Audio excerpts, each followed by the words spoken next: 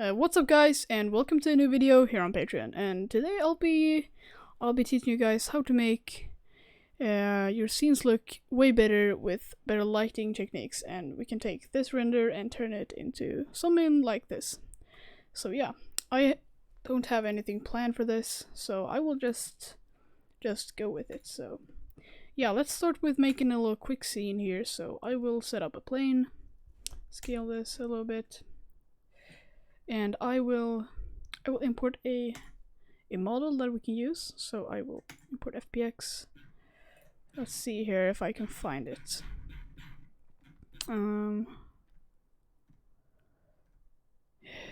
I think this works. Okay, here we have something. Oh yeah, we can probably use this here, final one. So I will set my camera up like this. Okay, something like that. Maybe put this at 80. Move it out a little bit. Okay, something like this. So I will make another view so I can sort of see what's going on. And I will go into the rendered view. So a lot of people, like, this is the first mistake that a lot of people make. So if we go into the world tab here, this is usually how most people do it. Hello? Oh, I have the denoising thing on. Yeah, my graphics card is a little shit right now. It's I can't really use it, so I have to do my CPU thing, and yeah. So this is usually how people do it. Maybe they add a light, like, okay. Let's see here. So when I was starting out, I was just using a area light, and I wanted, like, if you start like this, you see, like, it's way too dark, so you'll probably add in a light, and kind of put it like this. And a lot of people just do this, and oh, that looks kind of photorealistic. But yeah, that's absolutely wrong, because you see the shadows here. Like with the little gray thing here, it's getting gray light from every single direction, and that's not right at all. Like, that shouldn't be happening. So first step, just bring down the strength to 0, and already it looks a little better. But what happened with the background? So how to do a background is you just select the plane, extrude this like that, and you take this, hit Ctrl B, and scroll the mouse button. Okay, now you have a backdrop. So what you're actually going to do is light it the correct way. So number 1 rule, never light something from the front, because that's just super ugly. Like, look at this. It's like all flat, no textures in the lighting, nothing. So to fix this, like, first step is probably just rotating your light. And yeah, look at this. This looks way better. Second thing is probably increasing the light strength. You can actually go pretty high with this. Maybe let's do 600 maybe. Yeah, that looks way better. Like, just from a few adjustments. And you can actually light the background as well. You can put this right here and have it be way larger.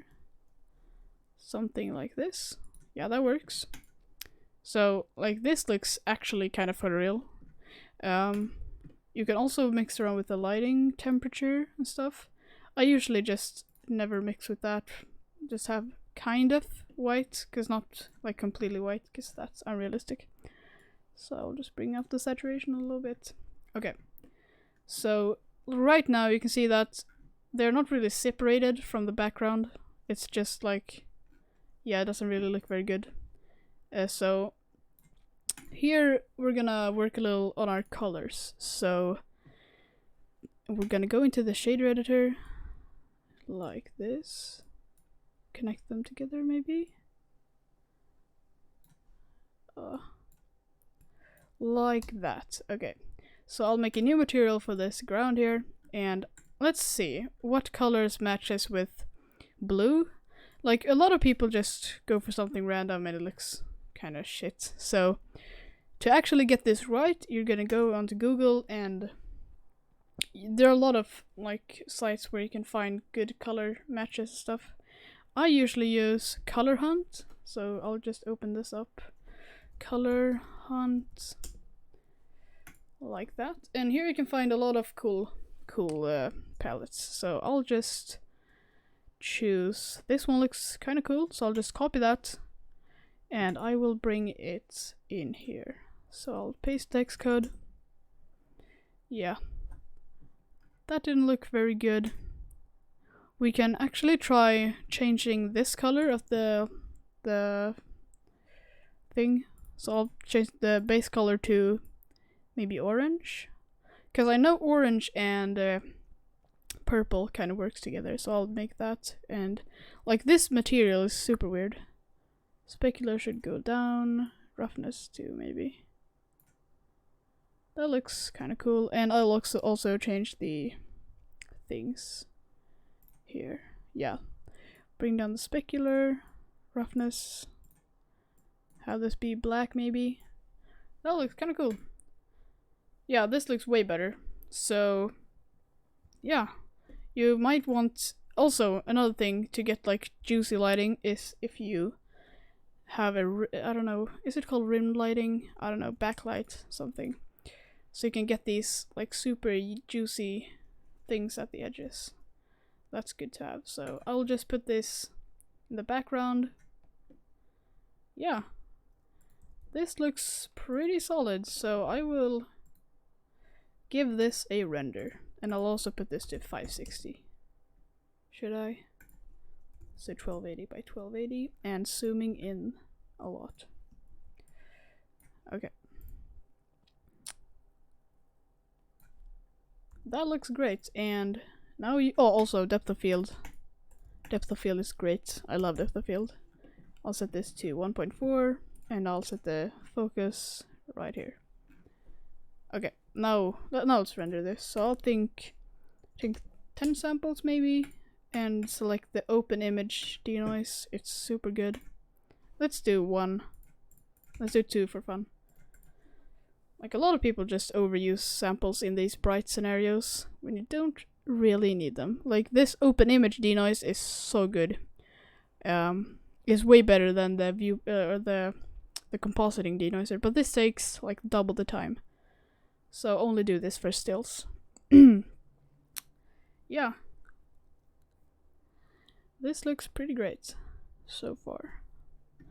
And that's one way you can improve your lighting. Just like the general tip here is just experiment around. Like, you might think one lighting condition is good, but just try. Just mix around the HDRI and rotate it. Like, sometimes, most of the times, it usually looks a lot better.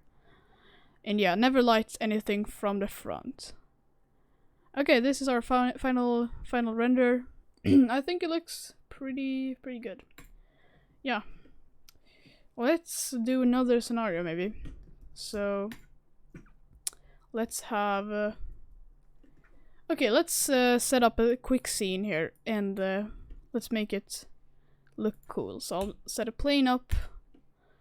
By the way, I have no idea what I'm gonna do, so I'm just gonna sort of roll with it. So I'll set up a cube here and make it a little taller.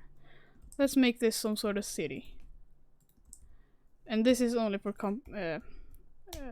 composition, so this doesn't really have to look very good. So I'll just set up this city here, and we're gonna light it. So I'll take a camera and set it right here, and I will zoom it in a bunch.